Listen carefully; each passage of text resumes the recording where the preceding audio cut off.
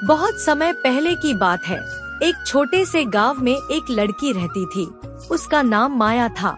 उसका रंग गहरा था, लेकिन दिल में एक मासूम सी उम्मीद जगमगाती थी। माया की जिंदगी आसान नहीं थी। जब वह सिर्फ 7 साल की थी, उसके माता पिता का देहांत हो गया। अकेली माया को उसके मामा ने अपने घर ले गए। माया को लगा शायद अब उसकी जिंदगी में फिर से रंग भर जाएंगे, लेकिन उसे क्या पता था कि जिस घर में वह जा रही थी, वहाँ दीवारें तो थीं, पर प्यार और अपनापन नहीं। जहाँ माया के लिए सिर्फ काम और ताने थे। ओ माया, अभी तक सो रही है क्या? तुझे किसी राजमहल में रहने की आदत है? उठ जा, तेरे सोने से क्या हमारा घर चलेगा? ये तेरा बाप का घर नहीं है जो तुझे नींद पूरी करने देंगे। सुबह हो गई, चल काम शुरू कर। माफ कर दीजिए मामी, रात भर नींद नहीं आई। मैंने कुछ खाया भी नहीं, बस थक गई थी। सोचा थोड़ी देर आंखें बंद कर लूं। मैं अभी काम शुरू कर देती हूँ। अरे वाह, देखो तो हमारे घर की रानी को नींद नहीं आई। जिसे हम 2 वक्त की रोटी दया से दे रहे हैं, वही हमें नियम सिखाएगी। आज से तेरे सारे आराम खत्म। उठ, झाड़ू मार, बर्तन मांज, चूल्हा जला और मेरी बेटी रिया के लिए गरम गरम खाना बना, समझी? माया ने सिर झुका लिया। उसका छोटा सा दिल दुख से भर गया, लेकिन उसने कुछ नहीं कहा। वह चुपचाप रसोई की ओर चली गई। सुमन की बेटी रिया, जो माया से कुछ ही साल बड़ी थी, हमेशा उसका मजाक उड़ाती थी। माँ, अभी तक नाश्ता नहीं आया? भूख से मेरी जान निकल रही है। ये माया जानबूझकर देर करती है, मुझे चिढ़ाने के लिए। ऐसा लगता है इसने कसम खा रखी है कि मेरा दिन खराब करेगी। मेरी राजकुमारी, तू तो बस सोने की गुड़िया है। तू चिंता क्यों करती है? अभी उस माया से कहती हूँ तुझे गरम गरम खाना परोसे, वरना आज उसका मुंह देखना बंद कर दूंगी। सुमन और रिया रसोई में पहुँची। माया चूल्हे के पास बैठी चुपचाप सब्जी काट रही थी। खाना अभी तैयार नहीं था। सुमन का चेहरा गुस्से से लाल हो गया। तू क्या सोचती है माया? तू हमसे बड़ी हो गई है। मेरी बेटी भूख से तड़प रही है और तू आराम से सब्जी काट रही है। तुझे शर्म नहीं आती? जब तू इस घर में रह रही है, हमारा खाना खा रही है, तो कुछ काम भी कर। माँ, इस माया से छुटकारा नहीं मिला तो मेरी जिंदगी बर्बाद हो जाएगी। कोई भिखारी पकड़ो और इसकी शादी करवा दो। कम से कम ये हमारे सामने से तो हटे। पता नहीं कहां से उठा लाए थे इस अभागी को। देखो तो रोटी भी समय पर नहीं बनती इससे। माफी चाहती हूँ मामी, रात से कुछ नहीं खाया, सिर थोड़ा घूम रहा था, इसलिए देर हो गई। आप लोग थोड़ा इंतजार कर लीजिए, मैं बस खाना बना रही हूँ। अब तू हमें सिखाएगी कि इंतजार क्या होता है? देखो जरा, ये खुद को महारानी समझती है। आज तुझे ऐसा सबक सिखाऊंगी कि जिंदगी भर याद रखेगी। खाना समय पर नहीं बनेगा तो तेरा पेट भी खाली रहेगा, याद रख। माया चुप रही। उसका चेहरा सूजा हुआ था, आंखें नम थी। एक अंधेरे कमरे में एक फटी चादर, बुझा चूल्हा और एक टूटी थाली, यही माया की दुनिया बन गई थी। माँ, अगर मैं तुम्हारी प्यारी बेटी थी तो मुझे इन लोगों के हवाले क्यों छोड़ दिया? मुझे तुम्हारी गोद चाहिए थी, तुम्हारी लोरी चाहिए थी। ये ताने, ये जुल्म, ये अपमान नहीं। अगली सुबह माया चुपचाप घर साफ कर रही थी। तभी रिया ने नया नाटक रचा। माँ, मैंने गांव की औरतों को बातें करते सुना। वे कह रही थी कि माया हमारी बुराई करती है। सबको लगता है कि तुम उसे मारती हो, गालियाँ देती हो। माँ, वो हमारा नाम मिट्टी में मिला रही है। क्या इस लड़की ने मेरी इज्जत के साथ खेला? तूने मेरी परवरिश का मजाक उड़ाया। आज तुझे सबक सिखाकर ही दम लूंगी। नहीं मामी, मैंने ऐसा कुछ नहीं कहा। मुझ पर भरोसा कीजिए, मैं दिन भर आपके डर में जीती हूँ। घर से बाहर तक नहीं जाती। मैंने किसी से कुछ नहीं कहा। अब तू मुझे झूठ सिखाएगी? तेरी आँखों में ही झूठ है। निकल जा मेरे घर से। आज के बाद इस चौखट को मत लांघना। माया का शरीर दर्द से भरा था। उसका दिल डर से कांप रहा था। उसकी आंखों में एक ही सवाल था, अब मैं कहाँ जाऊंगी? वह चुपचाप घर से बाहर निकली। पीछे से सुमन के कड़वे शब्द उसके कानों में गूंज रहे थे, अब इस चौखट को मत लांघना। मर जा कहीं जाकर, हमें तेरा मुंह नहीं देखना। मुझे नहीं पता अब कहाँ जाना है। ये गांव आज इतना बड़ा क्यों लगता है? जब माँ थी तब यही रास्ते फूलों से भरे लगते थे। अब हर पत्थर मुझ पर हंस रहा है, हर मोड़ डराता है। अगर कोई पूछे कि मैं कौन हूँ तो क्या जवाब दूँ? माया की आंखों में आंसुओं का सैलाब था, लेकिन वह टूटना नहीं चाहती थी। तभी सामने से एक जानी पहचानी आवाज सुनाई दी। अरे माया, ये क्या हाल बना रखा है? कपड़े कैसे फटे हैं? तू इस वक्त अकेली बाहर क्या कर रही है? और ये चेहरे पर निशान कैसे? चंपा काकी, मामी ने मुझे घर से निकाल दिया। कहा अब कभी वापस न आना। मैंने कुछ नहीं किया, बस रोटी बना रही थी। यही मेरा कसूर था। अरे बच्ची, तू तो कांप रही है। इधर धूप में आ। तेरे चेहरे पर निशान कैसे पड़े? भूखी है ना तू? हाँ काकी, कई रात से कुछ नहीं खाया। अब तो भूखे पेट सोने की आदत हो गई है। कभी कभी लगता है भगवान भी मुझे भूल गए। माया बेटी, भगवान किसी को नहीं भूलते, इंसान ही स्वार्थी हो जाते हैं। चल मेरे घर चल, कुछ खा ले, फिर सोचेंगे क्या करना है। चंपा काकी माया को अपनी छोटी सी झोपड़ी में ले गई। उन्होंने सादी सी खिचड़ी बनाई और माया को अपने हाथों से परोसी। काकी, ये खिचड़ी मुझे किसी शाही भोज से भी ज्यादा अच्छी लग रही है। इतना सुकून, जैसे माँ मुझे खिला रही हो। इतने साल बाद किसी ने मुझे इतने प्यार से खाना खिलाया। पगली, तू मेरी भी तो बेटी जैसी है। एक बात याद रखना, बेटी चाहे किसी की हो, भूख सबकी एक जैसी होती है। तू जब चाहे यहाँ आ सकती है। खाने के बाद चंपा काकी ने माया को गांव की सबसे बुजुर्ग और समझदार महिला नूरजहां अम्मा के पास भेजा।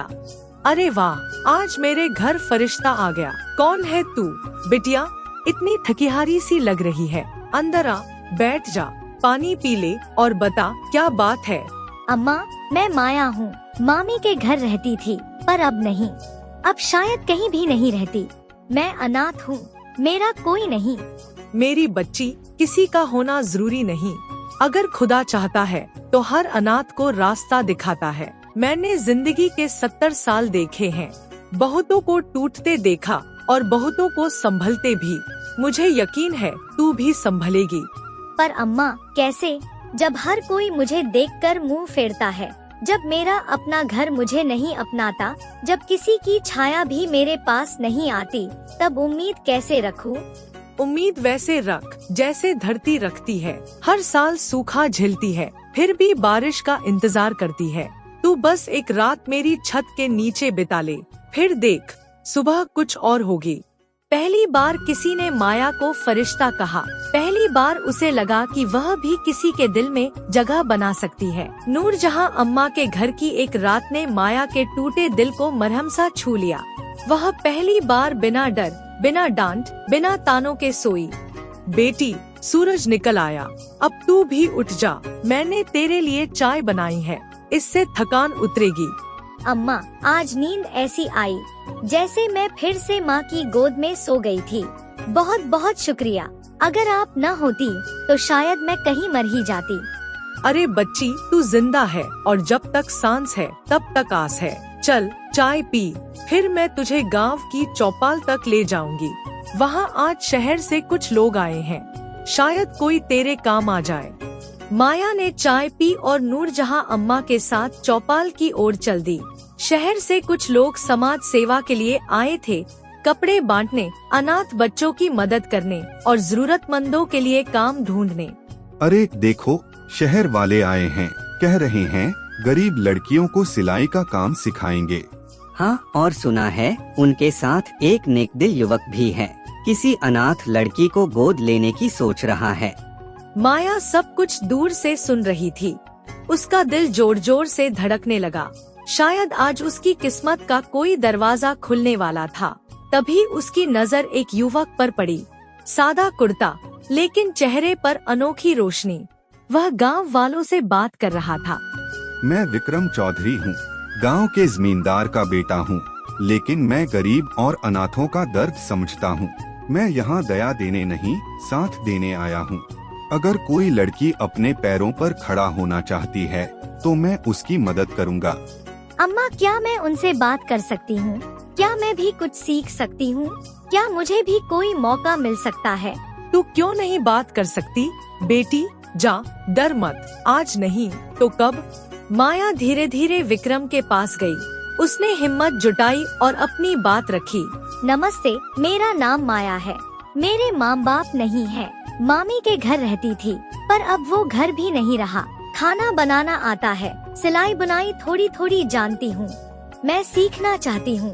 कोई छोटा सा काम भी हो तो मैं मेहनत करूँगी। माया, बहुत अच्छा नाम है तुम्हारा। माया यानी शक्ति का प्रतीक।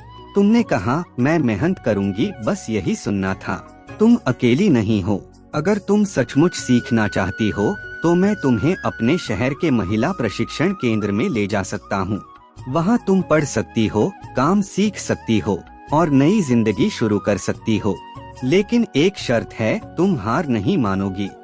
मैंने बहुत कुछ खो दिया है, लेकिन अब खुद को खोना नहीं चाहती।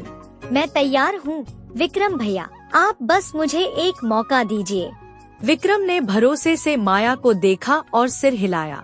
वह पल माया की जिंदगी का सबसे बड़ा मोड़ बन गया। दूर खड़ी रिया और सुमन ये सब देख रही थी। उनके चेहरों पर जलन और हैरानी थी। माँ देखो, ये माया कैसे चमक रही है। किसी ने इसका साथ दिया तो क्या ये अभी भी वही अनाथ है? ये सब नाटक है। देखते हैं कब तक टिकती है। इसके जैसी लड़कियाँ ज्यादा दिन नहीं चलती। लेकिन वे नहीं जानती थी कि माया अब सिर्फ एक अनाथ नहीं थी, वह एक उम्मीद थी, खुद के लिए और उन सभी के लिए जो कभी टूटे थे। गांव की पथरीली गलियों से निकलकर माया अब शहर की ओर बढ़ रही थी, जहां कोई उसे नहीं जानता था। लेकिन उसकी पहचान बनने का सपना अब एक पत्थर पर नक्काशी की तरह अटल था। भैया, ये शहर कितना बड़ा है, इतनी ऊंची इमारतें, मैं डर रही हूँ। क्या मैं यहाँ टिक पाऊंगी? माया, डरना इंसान की फितरत है, लेकिन हार मानना किस्मत की मर्जी नहीं। ये तुम्हारी मर्जी है। तुमने जो दर्द सहे वही तुम्हारी ताकत है। ये शहर तुम्हें डराएगा, लेकिन अगर तुम डटी रही तो ये शहर भी तुम्हारा होगा। शहर में विक्रम ने माया को एक प्रशिक्षण केंद्र में भर्ती करवाया। वहाँ उसे सिलाई, पढ़ाई और आत्मविश्वास सिखाया जाता था। तो तुम हो माया, विक्रम ने तुम्हारे बारे में बताया था। यहाँ कोई छोटा बड़ा नहीं, सब कुछ सीखने वाले हैं। तुम भी सीखोगी, लेकिन पहले एक वादा करो। पहली बार कोई मुझे बेटी कह रहा है। पहली बार कोई कह रहा है कि मैं भी कुछ सीख सकती हूँ। मैं वादा करती हूँ दीदी, मैं खुद से प्यार करना सीखूंगी और आप सबको गर्व महसूस कराऊंगी। दिन बीते, हफ्ते बीते, माया ने खुद को हर काम में झोंक दिया। सुबह जल्दी उठना, झाड़ू पोछा, सिलाई सीखना, शाम को खाना बनाना और रात में किताबें पढ़ना। वह हर दिन एक नया कदम बढ़ाती। जब मैं छोटी थी, माँ मुझे देवी माया की कहानियाँ सुनाती थी। वो कहती थी माया अंधेरों को निगल जाती है।